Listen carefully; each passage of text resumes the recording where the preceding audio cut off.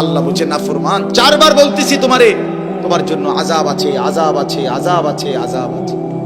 তাফসীরের মধ্যে লিখছে, একবার জান কবজের সময়, একবার কবরে, একবার হাসরের মাঠে, একবার জাহান্নাম, 4 বার তুমি কষ্ট পাই। কোরআন শরীফে আছে প্রত্যেক নাফরমান পাপী, বিশেষ করে বেনামাজি, এই ছেলের আল্লাহর দোহাই তোমাদের হাতে ধরে বলি ভাইয়া, কোরআন শরীফে আছে আল্লাহ বলছে যারা নামাজ পড়ে না, মালাকুল মউত আজরাইল খোদার কসম জান কবজের সময় কলিজা থেকে রূহটা টান দিয়া ছিঁড়ে ফেলবেন, টান দিয়া ছিঁড়ে ফেলবেন। কাল্লা ইযা বালাগাতিত তারাকি, কণ্ঠনালীর কাছে চলে আসবে, তখন রূহটা কণ্ঠনালীর থেকে আর বের হতে চাইবে না, গলায় যেমন আটকাইয়া যায়, আটকাইয়া যাবে রূহ বেঈমানের, নাফরমানের। তো ফেরেশতা আল্লাহর নবী বলেন মালাকুল মউত আজরাইল টাইনা হেসরাইয়া ছিঁড়া ছিন্ন ভিন্ন করে রূহটা বের করবে। কেন এমন করলো? এমন নির্মম মৃত্যু হলো কেন? এমন ভয়ানক মর্মান্তিক মৃত্যু কেন হলো? কোরআন শরীফ আল্লাহ সরাসরি বলছে ফালা সাদ্দাকা ওয়ালা সাল্লা, কারণ হলো সে আমি আল্লাহকে বিশ্বাস করে নাই, ওয়ালা সাল্লা, এবং কি করে নাই, এবং কি করে নাই, সরাসরি আল্লাহ বলছে তোর কলজা ছিড়ালাম, একদম টাইনা ছিঁড়া ফেলবো তোর। হ্যাঁ, সালাক মানে বুঝে না, মাতবর মাতবর হাত দুগা খাইয়া টোটো টোটো করে ঘরো মনে করো মাতবর, হ্যাঁ তাফালিং করো, কেউ তোমারে কিছু বলে না, ছাগল তোমারে কেউ দেখতে পারে না, দেখে না কিছু বলে না। আমারে তো ছোটবেলার থেকেই আমার মা, আমার বাবা, আমার ভাই, আমার আত্মীয় স্বজন আমারে আগলাইয়া রাখছে, নজরে নজরে রাখছে। তোমারে কেউ দেখতে পারে না, তোমার উপরে যে খোদার গজব, এই জন্য তোমার মা ডাকে না, বাপে ডাকে না, গ্রামের কেউ ডাকে না। এটা তো দুর্ভাগ্য বেটা, যে কিরে আমি একটা মানুষ, আমারে কেউ কদ্দুর কিছু বাধা দেয় না, আমি দিন রাত অশ্লীল ছবি দেখতেছি, নর্তকী দেখতেছি, জিনা ব্যভিচারের দৃশ্য দেখতেছি, এক ওয়াক্ত নামাজ পড়ে না, সেজদা দেয় না, চরিত্রের খবর নাই, চেহারার খবর নাই, চুলের সাথে, চেহারার সাথে, পোশাকের সাথে, কিচ্ছুর সাথে মুসলমানের কোনো নমুনা নাই, অথচ তারে কেউ বলে না, তারে ফিরাইবার চেষ্টা করে না। কারণটা কি? তার উপরে যে খোদার গজব পড়ছে। হ্যাঁ বেটা, তোর উপরে যে আল্লাহর লানত পড়ছে, এই জন্য মালিকের নজর থেকে যে সরে যায়, মাখলুকের নজর থেকেও সে সরে যায়। যারে মালিক পছন্দ করে না, তারে আল্লাহর বান্দারা পছন্দ করবে কেন? কেন ভাইয়া? ভেবে দেখেন। আমার মনে আছে, আমি প্রায় বলি, আমার ছোটবেলায় ছাত্র জীবনে আমি 3 বার, একদিনে 3 বার চুল কাটাইছি। আমার বড় ভাই আমারে 3 বার সেলুনে পাঠাইছে। কেন? এই ডিজাইনের চুল তো আমাদের সময় ছিলই না, শুধু সামনে পিছনের চুল একটু একটু 19-20 হয়েছে, বুঝছে না, হয়েছে না, সমান হয়েছে না, আবার যাও, আবার যাও, আবার যাও। জীবনে আমি একবার শুধু একটা এমব্রয়ডারি পাঞ্জাবি এরকম নকশাওয়ালা একবার গায়ে দিছিলাম জীবনে, একটা পাঞ্জাবি। বড় ভাই ধৈরার টাইম না, সিরা টুকরা টুকরা করে ফেলাই দিছিল।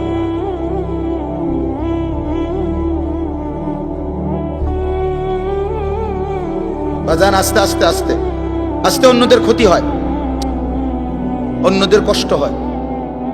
এই জন্য ছেলেরা আমি মাঝে মাঝে এটা অস্থিরতা বোধ করে বলি, আমার ভাই, আমি তোমার পরিবর্তন চাই, আমি তোমার বদলানো দেখতে চাই। তুমি নষ্ট হইও না, তুমি বরবাদ হইও না, চরিত্রহীন হইও না ভাইয়া, কষ্ট পাইবা। শেষ পর্যন্ত তুমি একলাই থাকবে, এই বন্ধুরা কেউ থাকবে না, এই মোবাইল কেউ থাকবে না, এই ফেসবুক, এই ইউটিউব এগুলো থাকবে না দোস্ত। খুব অল্প সময়ের ব্যবধানে আমি তুমি সবাই পৃথিবীর মায়া ছেড়ে চলেই যেতাম, খুব দ্রুত। যুবকও কবরে চলে যায়, বয়স্ক মানুষও কবরে যায়, ফুলের বাচ্চাও কবরে চলে যায়। আল্লাহ তাআলা আমাদেরকে বুঝ দান করেন, আল্লাহ তাআলা আমাদেরকে কবুল করে নেন। অনেক ছেলে বসছো, মাশাআল্লাহ, ছেলেরা তোমাদেরকে আমি আপন করে বলবো, নিজের ভালো বোঝো, নিজের ভালো বোঝো। কেন নষ্ট হইবা? এত সুন্দর দেহ, এত শরীর স্বাস্থ্য আল্লাহ তাআলা সুস্থ সবল বানাইছেন। আল্লাহ তাআলা চোখ দিয়েছেন, নাক দিয়েছেন, কান দিয়েছেন, হাত পাও দিয়েছেন। কোরআন শরীফে আছে, এই যে এখন বললাম যে নামাজ পড়ে না তার মৃত্যুর কষ্ট হবে। কোরআন শরীফে আছে আল্লাহ তাআলা বলছেন ওয়াইলুন ইয়াউমাইযিল লিল মুকাদ্দিবিন, সমস্ত মিথ্যাবাদী নাফরমান পাপীর জন্য সেদিন জাহান্নামের আযাব।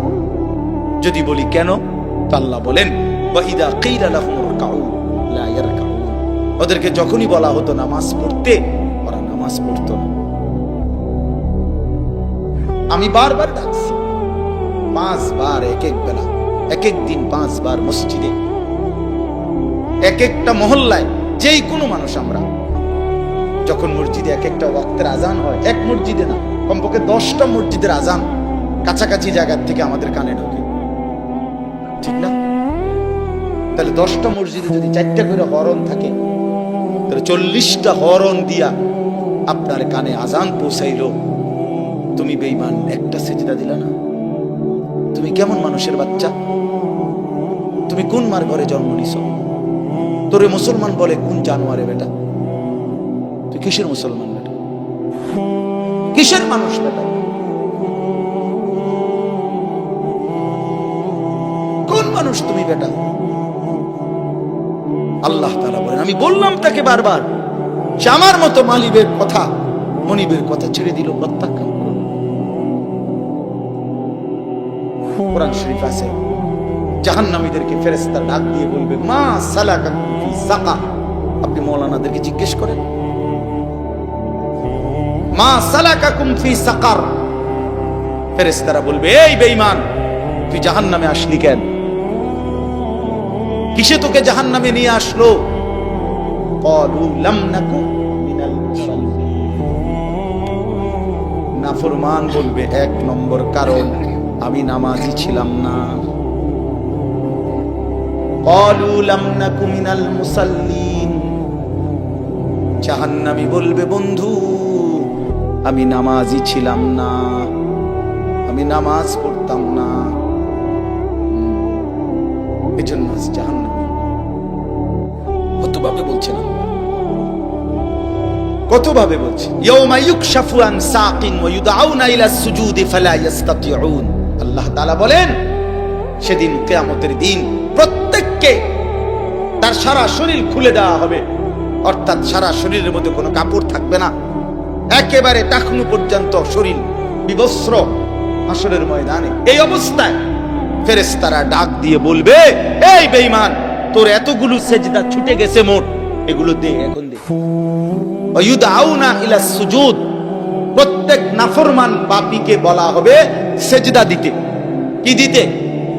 ফালা ইস্তাতিউন। আল্লাহ বলেন লক্ষ কোটিবার চেষ্টা করেও একটা নাফরমান একটি সেজদাও আর হাসরের ময়দানে দিতে পারবে না। খাশিআতান আবসারুহুম। আল্লাহ বলে সেদিন চোখ নিচের দিকে নামায়া দাঁড়ায়া থাকবে তারা। হাকুহুম জিল্লা, চূড়ান্ত লাঞ্ছনা, বেইজ্জতি, অপমান তার কপালে জুটবে। ফেরেশতা শুধু লাথি দিবে, লাথি। ইয়াসলাহা মাদমুমান মাদহুরা। কোরআন শরীফ আল্লাহ বলছে নাফরমান পাপীকে ফেরেশতা ধাক্কা দিতে দিতে বেইজ্জতি করতে করতে জাহান্নামের দিকে ফেলে দিবে। হাঁটাইয়া নিবে না ভদ্রচিত ভাবে, না না, লাথির লগে নিবে, লাথি। লাথি দিতে দিতে জাহান্নামে নিয়ে যাবে। কোন বেঈমান যদি, নাফরমান যদি বলে ফেরেশতাকে ভাইসাব হাঁটাইয়া নেন, ফেরেশতা বলবে না, মালিকের নির্দেশ হলো তোমার লাথি দিতে দিতে না, বেইজ্জতি করতে করতে না, চলো এমনি চলো, হাঁটার সিস্টেম নেই। এই জন্য চলো ভাইয়া। অসংখ্য ছেলে পেলে, আমি অনেক সময় বলি, অনেক ছেলে আগাইতে চায়, কিন্তু এই সমবয়সী কিছু অসৎ বন্ধু আছে, এই শয়তানরা ওরে ভালো হতে দেয়।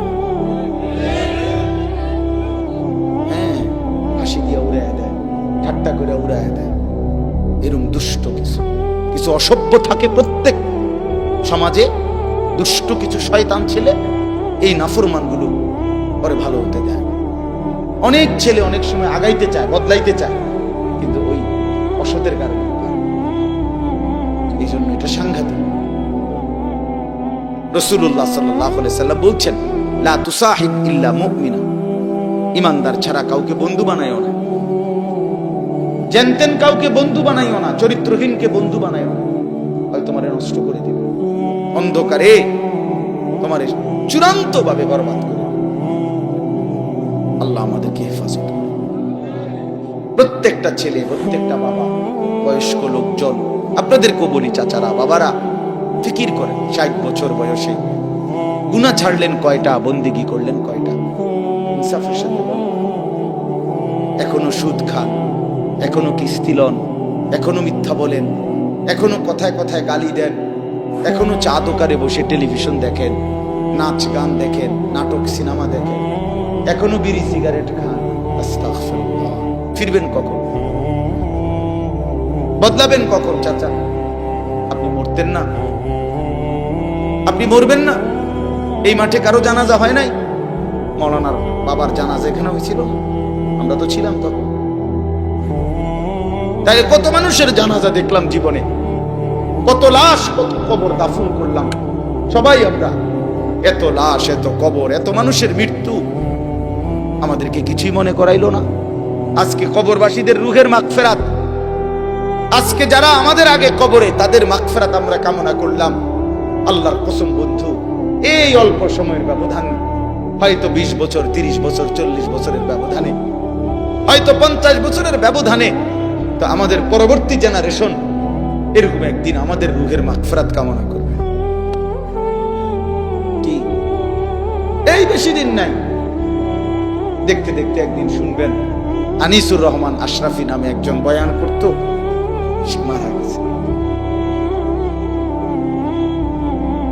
এমনই হবে, এমনই হবে। হযরত ওমর রাদিয়াল্লাহু তাআলা আনহু বলতেন, কুল্লা ইয়াউমিন ইউকালু মাতা ফুলান, মাতা ফুলান। প্রতিদিন ঘোষণা হয় আজ অমুক মরলো, অমুক মরলো। ওয়ালা বুদ্দা মিন ইয়াউমিন ইউকালু মাতা উমর। তিনি বলতেন, শোনো, অচিরেই একদিন ঘোষণা হবে আজ ওমরের মৃত্যু হলো, আজ ওমরের মৃত্যু হলো। এজন্য মৃত্যু নিশ্চিত, চলে যাব আমরা, এটাই নিশ্চিত। আল্লাহ তাআলা আমাদেরকে অনস্তিত্ব থেকে মানুষ বানিয়েছেন। আমরা কিছুই ছিলাম না, আমাদের কোনো নাম ধাম ছিল না, আমাদের কোনো পরিচয় ছিল না, আমাদের ব্যাপারে কারো কাছে কোনো আলোচনা ছিল না। যেদিন আল্লাহ তাআলা দয়া করে আমাদেরকে মায়ের পেট থেকে জীবিত বের করলেন, সেই থেকে পৃথিবীবাসী আমাদেরকে দেখলো, সবাই আমাকে দেখলো, জানলো, চিনলো, বলে নিল, আদর করলো, চুমা দিল। পৃথিবীতে আমাদের নাম আলোচনা হইল। তার আগে লম্বা সময় আমরা আলোচনাহীন ছিলাম, শুধু আল্লাহই জানতেন, শুধু আল্লাহই জানতেন। প্রত্যেকটা মানুষকে আল্লাহ তাআলা, এই আয়াত আমি যেটা পড়ছি এবার এটাই বলবো, আমি কথাটা শুধু বুঝাই কইতেছি, তাইলে মিলে যাবে, কথা শেষ। আমরা যারা মানুষ এখানে, আমাদেরকে আল্লাহ তাআলা 7টি ধাপে সৃষ্টি করেছেন। কয়টা স্তরে? 7 ধাপে, 7 স্তরে। প্রথম মাটি, এরপরে বীর্যের ফোঁটা, 3 নম্বরে রক্ত, জমাট রক্ত, ওই যে কলজার মতো যে রক্ত, এই জমাট রক্ত। 4 নম্বরে গোশতের টুকরা। 5 নম্বরে হাড্ডির একটা খাঁচা, কঙ্কাল। 6 নম্বরে ওই হাড়ের উপরে গোশতের আবরণ, এই গোশত দিয়ে সাজায় দেওয়া। 7 নম্বরে রূহ দিয়ে মায়ের পেট থেকে বের করা। কয়টা হইল? মাটি, বীর্যের ফোঁটা, জমাট রক্ত, গোশতের টুকরা, হাড়ের কঙ্কাল, গোশতের আবরণ, রূহ ফুঁকে দিয়ে মানুষ হিসাবে বের করা। ওয়ালাকাদ খালাকনাল ইনসানা মিন সুলালাতিন মিন তিন। এখান থেকে শুরু হয়েছে, আল্লাহ বলছেন 7 ধাপ।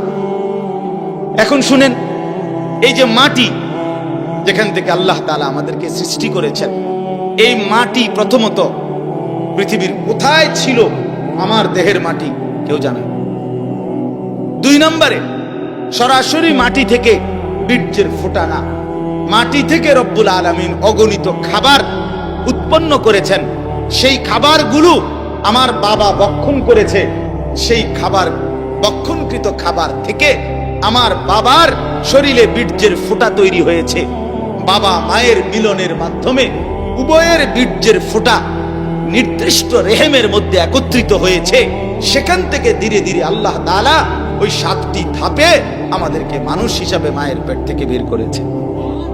তাইলে মাটি হিসাবে কোথায় ছিলাম কেউ জানতো না। খাদ্যের মধ্যে বীর্যের ফোঁটা তৈরি হওয়ার জন্য যে খাদ্য, ফসল, যেই ফল, যেই সবজি, যেই পানি, এ কোথায় ছিল কেউ জানতাম না। এরপরে বাবা মায়ের কোন মিলনে কোন দিন সন্তান এবং শুক্রবিন্দু একত্রিত হলো সেটা আমরা কেউ জানতাম না। এই লম্বা সময়, কত কাল থেকে, কত হাজার বছর থেকে আমাদের মাটি, আমাদের খাদ্যের উপাদান, আমাদের বীর্যের ফোঁটা আল্লাহ তাআলা সেগুলো জমিনের মধ্যে রেখেছেন, আমরা কেউ জানতাম না। আল্লাহ বলেন, আমি কিন্তু প্রথম থেকেই সবটা জানতাম।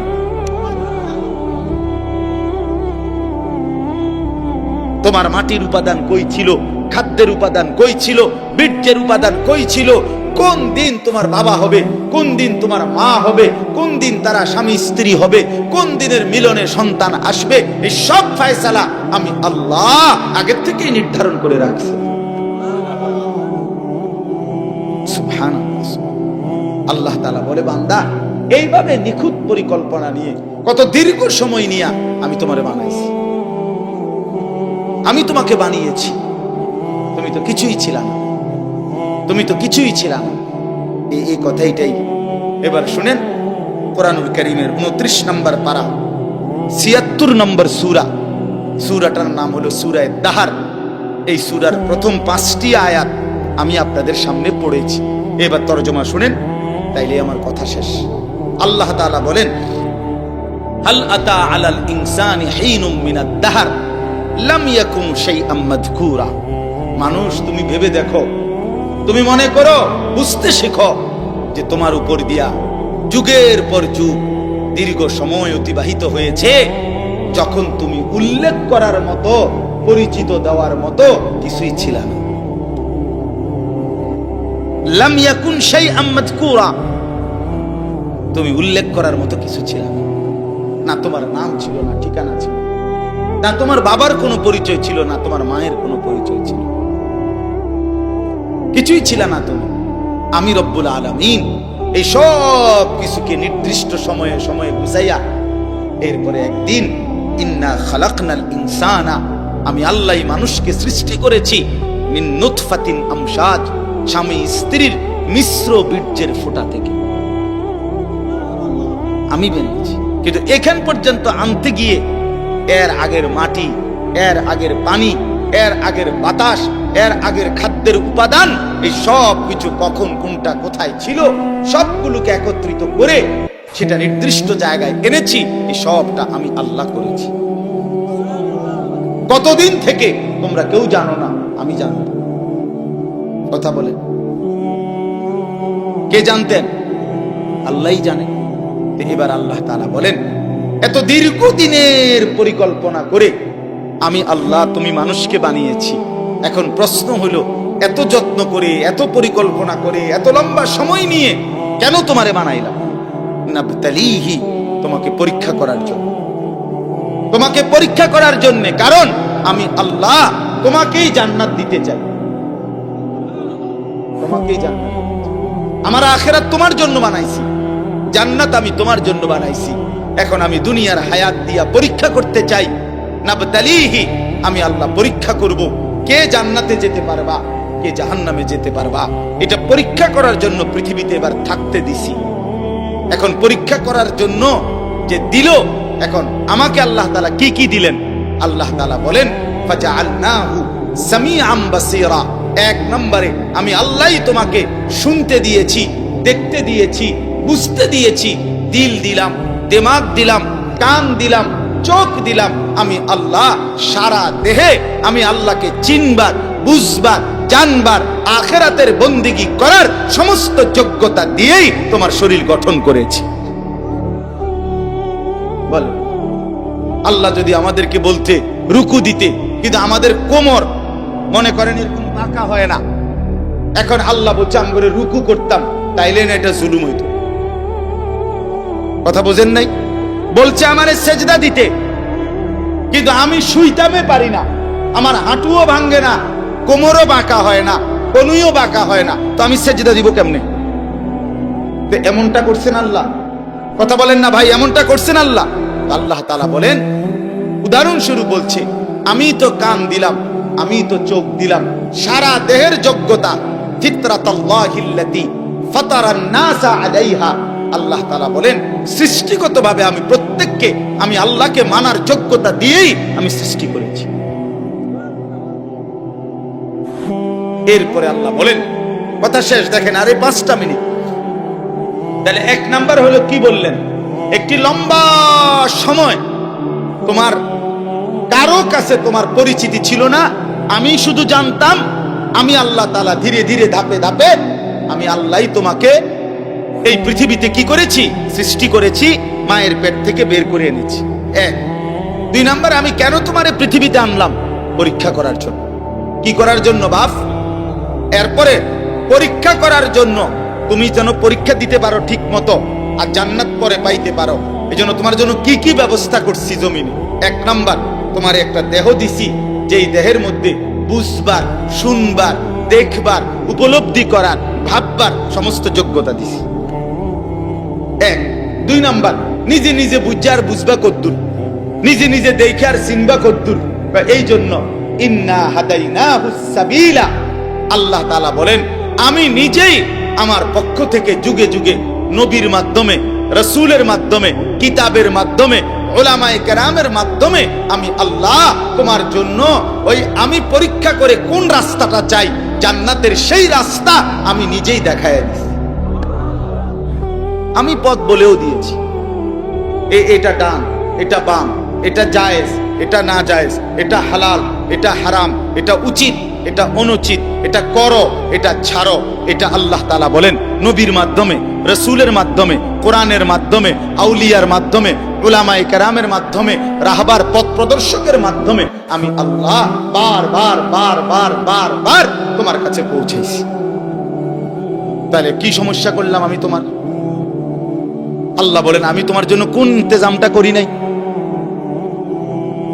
তোমার এই সমস্ত বন্দিগি করার মতো যোগ্যতা সম্পন্ন একটা শরীরও দিছি, আর কি করবা বুঝাইয়া দেওয়ার জন্য আমি আল্লাহ তাআলা আমার পক্ষ থেকে পথ প্রদর্শক সবই তো দিলাম। বলেন কি কারণে নষ্ট হইলাম? কি কারণে চরিত্রহীন হইলাম আমরা? আমার ভাই বলেন, আমার এই শেষ কথাটা রাত্রিবেলা শুনেন, ভাবেন, ছেলেরা তোমরাও ভাবো, বাবারা আপনারাও ভাবেন। আমাদের রব আল্লাহ, আমাদের নবী মুহাম্মদুর রাসূলুল্লাহ সাল্লাল্লাহু আলাইহি ওয়াসাল্লাম, আমাদের কিতাব কোরআন, আমাদের ধর্ম ইসলাম, এই 4টা জিনিস সর্বশ্রেষ্ঠ। আল্লাহ সর্বশ্রেষ্ঠ, নবী মুহাম্মদ সাল্লাল্লাহু আলাইহি ওয়াসাল্লাম তিনি, কথা বলেন না, সর্বশ্রেষ্ঠ কিনা বলেন? কোরআন, ইসলাম, আল্লাহ, নবী, কোরআন, ইসলাম, সর্বশ্রেষ্ঠ 4টি জিনিস আল্লাহ তাআলা আমাদেরকে দিলেন। এই 4টি সর্বশ্রেষ্ঠ জিনিস দিয়ে আল্লাহ পাক রব্বুল আলামিন আমাদেরকে দান করলেন। বিনিময়ে আমরা কেন পথহারা হলাম? বলেন কি কারণে নষ্ট হলাম? কিসের অভাব ছিল আমাদের? না বুঝানোর অভাব, না বুঝার মতো জিনিসের অভাব। আল্লাহ বলেন, এত উলামায়ে কেরাম, এত ইমাম, এত খতিব, এত উলামা, এত আউলিয়া, এত কিছুর মাধ্যমে বললাম, কেন আমারে চিনলাম? কেন আমারে বুঝলাম? এই জন্য আল্লাহ তাআলা বলেন, ইন্না হাদাইনাহুস সাবিলা, আমি আল্লাহই তোমাদের জন্য শরীরের দেহ অঙ্গ প্রত্যঙ্গ যেমন দিলাম, আমার পথ থেকে, আমি আমার পক্ষ থেকে তোমাদেরকে জান্নাতের রাস্তাও দেখাই দিলাম। এইবার আমি শুধু দেখতেছি দুনিয়ার হায়াত দিয়া, ইম্মা শাকিরা ওয়া ইম্মা কাফুরা, কে কে আমার অনুগত কৃতজ্ঞ আর কে কে আমার অবাধ্য। ঠিক আছে, চলো ভাত তরকারি খাইতে খাইতে আগাও, কেউ সেজদা দিয়ে আগাও, কেউ সেজদা না দিয়ে আগাও। চলো বান্দা, আসো, আগায় আসো। এই আস্তে আস্তে সবাই আমার কবরে চলে আসবা, এরপরেই দেখবা কোনটা সুখ আর কোনটা দুঃখ, কোনটা প্রাপ্তি আর কোনটা অপ্রাপ্তি। শেষ। এবার আল্লাহ বলেন ইন্না আ'তাদনা লিল কাফিরিনা সালাসিলা ওয়া আগলালাম ওয়া সাইরা। মনে রেখো আমি আমার নাফরমান প্রতিটা বান্দার জন্য ওই আখিরাতে রেডি রেখেছি সালাসিলা, আগুনের শিকল, ওয়া আগলালা, এবং আগুনের বেড়ি, ওয়া সাইরা, উত্তপ্ত দগদগে উত্তপ্ত আগুন, জাহান্নাম। আইসো বান্দা, আইসো, টের পাই, এক সেকেন্ডেই বুঝায় দেব আমি মালিক কেমন ছিল। ভাত খাওয়াইছি মনে করছি দেখা, তুমি মনে করছো আমি তোমার ছেড়ে দিয়ে রাখছি। হ্যাঁ, অনেকেই এটা ভাবে যে কি রে, আমি যে এত বাটফারি সিটারি করি, কেউ দিয়ে আমার কিছু কয় না, আল্লাহ দিয়ে কিছু কয় না। বেটা ছাগল, আল্লাহ তো এর থেকে বাটফার সিটারেরও কিছু কয় না, তো কিছে? আল্লাহ তো বলছে দুনিয়া পরীক্ষার জায়গা। পরীক্ষার হলে তো টিচার দেখে, এই যে ভুল লিখতেছে তো সারে মাতে না, এ তো পরীক্ষা দিচ্ছে। কথা বুঝেন নাই? যা বলার তো আগে বলেই দিছে, যা শিখাবার আগে শিখাই দিছে। 4 মাস পড়াইয়া না পরীক্ষা লইতেছে এখন, ঠিক কিনা বলেন না কেন? তো মালিক তো বলে আমি চোখ, নাক, কান, হাত, পাও বুঝার জন্য শব্দ দিছি, আবার বুঝাইবার জন্য নবী দিছি, রাসূল দিছি, উলামায়ে কেরাম দিছি, কিতাব দিছি, কোরআন সুন্নাহ দিছি। আর কি করতাম আমি? সর্বশেষ কথা হলো ইন্নাল আবরারা ইয়াশরাবুনা মিন কাসিন কানা মিজাজুহা কাফুরা। শুনেন, একদিকে আল্লাহ বললেন আমি বেঈমান নাফরমানের জন্য আগুনের শিকল, আগুনের বেড়ি এবং জাহান্নামের আগুন রেডি রেখেছি। আর নেককারদের জন্য আমার হুকুম যারা মানছে, আমার অনুগত যারা ছিল, ইন্নাল আবরারা, আল্লাহ বলে আমার পুণ্যবান পানিও একটু একটু মিশাইয়া দিবে, আর পুরাটা পানি তখন জান্নাতি বান্দার জন্য সুগন্ধিময় হয়েছে। এই হলো এক। অথবা কাফুর বলতে দুনিয়ায় আমরা যেমন কাফুর বুঝে, ওই কর্ফুর সাদা সাদা দানা বুঝেন, একটু গন্ধওয়ালা যে এক ধরনের, হ্যাঁ হ্যাঁ, কিসের কোটা কইছেন, এইটাই এই কাফুর বলে এটারে। এরকম গন্ধ, যদিও এটা দুনিয়ার গন্ধটা ভিন্ন রকম, কিন্তু জান্নাতের গন্ধটা পানি পান করার উপযোগী। এরকম কাফুর মিশ্রিত পানি আল্লাহ তাআলা জান্নাতি বান্দাকে পান করাবে। এটা হলো শুরু। এরপরে আরো আছে জান্নাতের লম্বা বর্ণনা এই সূরাটার মধ্যে আছে। মজার কথা হলো এই সূরাটা যখন নাজিল হইছে, নবীজির সামনে তখন একজন হাবশী কালো চেহারার একজন সাহাবী ছিলেন, সহজ সরল সাহাবী। উনি নবীজির জবান দিয়া এই সূরার জান্নাতের বর্ণনা শুইনা একটা চিৎকার মারছে খুশিতে, ওইখানে ইন্তেকাল করছে। তাফসীরের মধ্যে আছে নবী সাল্লাল্লাহু আলাইহি সাল্লাম বললেন সাহাবীদেরকে, শোনো, তোমাদের এই সাথী জান্নাতের আগ্রহে জীবন দিয়ে দিছে, জীবন দিয়ে দিছে। এই ছিল মুমিনের জীবন। মুমিন জান্নাতের আগ্রহে জীবন দিয়ে। বদরের যুদ্ধের দিন নবীজি, আমরা কিতাবে পড়ছি, নবীজি সাল্লাল্লাহু আলাইহি সাল্লাম বদরের যুদ্ধ শুরু হইছে, সাহাবীদেরকে বললেন ডাক দিয়া, ওয়াসারিউ ইলা মাগফিরাতিম মির রাব্বিকুম ওয়া জান্নাতিন আরদুহাস সামাওয়াতু ওয়াল আরদ। এই আমার সাহাবীরা, আল্লাহর মাগফিরাত এবং জান্নাত গ্রহণ করার জন্য দৌড়াও, এগিয়ে আসো। এক সাহাবী ক্ষুধার্ত ছিলেন, ওনার হাতে 3টা বা 4টা খেজুর ছিল। ওই সাহাবী বলেন, ইয়া রাসূলুল্লাহ, আমি যদি এখন যুদ্ধের ময়দানে জীবন দেই তাহলে আমি কি জান্নাতে যেতে পারবো? আল্লাহর নবী সাল্লাল্লাহু আলাইহি সাল্লাম বলেন, নিশ্চিত তুমি জান্নাতি হবা, খোদার কসম কিতাবে লিখছে। ওই সাহাবী বলে, তাইলে ইয়া রাসূলুল্লাহ, এই 3টা খেজুর খাইতে যেটুকু সময় দেরি হবে ওইটুকু তোমার জান্নাতে যাইতে দেরি হয়ে যাবে। এই খেজুরগুলো অন্য কারো হাতে দিয়া তৎক্ষণাৎ যুদ্ধ করে শহীদ হয়ে গেছে। বলছে এতটা দেরিও সহ্য করতে চাই না যে খেজুর খাওয়ার টাইম, না না, এখনই চলে যাবে। এই জন্য বন্ধু, শেষ কথা, এই 5টা আয়াত পড়ছিলাম, এই আয়াতের মূল বক্তব্য হলো এটাই। আল্লাহ তাআলা বলেন, বান্দা, লম্বা সময় পরিকল্পনা করে আমি তোমারে বানাইছি, তোমারে পরীক্ষা করার জন্য বানাইছি। পরীক্ষায় উত্তীর্ণ হওয়ার জন্য শরীরের অঙ্গ প্রত্যঙ্গে আমাকে মানার যোগ্যতা দিয়েছি, আর বুঝাইবার জন্য নবী, রাসূল, আউলিয়া, উলামা দিয়েছি, কিতাব দিয়েছি, সব কিছু সুন্দর করে সাজিয়ে দিয়েছি। চেয়েছিলাম তুমি পরীক্ষায় উত্তীর্ণ হইয়া জান্নাতি হইবা। কাজে তুমি কদর করলে জান্নাতি হবা, আর যদি নাফরমানি করো তো নিশ্চিত জাহান্নামের জন্য প্রস্তুতি নাও। খালাস, আমাদেরও কথা একটু। ছেলেরা বাবারা আমার জন্য, আপনাদের জন্য, ছেলেরা তোমাদের জন্য, এই বললাম একই কথা। গ্রহণ করলে আলহামদুলিল্লাহ, না করলে নিজের বরবাদি নিজে টানবে, কোনো অসুবিধা। কেউ কারোর জন্য, মনে রাখেন এই শেষ কথা, কেউ কারোর জন্য থামে না বন্ধু। সামনের অ্যাক্সিডেন্ট, সিএনজি অ্যাক্সিডেন্ট করলে পিছনের সিএনজি থামে না, ছাড়ি দিয়ে যায় না। স্বার্থপর এই দুনিয়া, খোদার কসম কারোর জন্য থামে না, বড় স্বার্থপর এটা। আগের গাড়ির 3 জন প্যাসেঞ্জারও যদি রক্তে ভাইসা যায়, মইরাও যায়, পিছনে জ্যাম বাজলে এরা শুনতেছে যে সামনের গাড়ি অ্যাক্সিডেন্ট করে 2জন লোক মরে গেছে, এরা এরপরও চিল্লায় যে পুলিশ কই, রাস্তা ক্লিয়ার করে না, কা বললে মরছে না মরলে এটি সরাও। কারো হাতে সময় নাই। স্বার্থপর এই দুনিয়া, কারোর জন্য থামে না রে বাপ। হ্যাঁ, যেদিন বাপের জানাজা পড়ে, যেদিন বাপের লাশ কবরে দাফন করে, সেদিনও বংশধর সন্তান ছেলে মেয়ে ঘন্টাখানিক 2-4 ঘন্টা কাইন্দা কাইটা হইলো, রাতের বেলা ঠিকই ভাত খায়। হ্যাঁ না, পাশের ঘর থেকে খানা আনে, ওরা ঠিকই খায়। স্বার্থপর দুনিয়া যে থামে না রে ভাই, থামে না দুনিয়া। ওই জন্য আমাদের কারোর জন্য থামবে না। তুমি আমি মরে গেলে শেষ। আবারও বলছি কথা, আমি মরে গেলে এরপরে পৃথিবী যত আধুনিক হোক না কেন, আমার কি কথা বুঝছিনি? আমি মরার পরে যদি সবার ঘর স্বর্ণের বাড়ি হয়ে যায় তো আমার লাভ হইল কি? আমার মৃত্যুর পরে যদি সব মানুষ আধুনিক হইয়া সাঁদের দেশেও জায়গা, আমার ফায়দা কি? আমি তো নাই, আমি তো মরে গেলাম। যে কবরে চলে গেল সে কি আর ফিরে আসবে? আল্লাহ আমাদেরকে বুঝ দান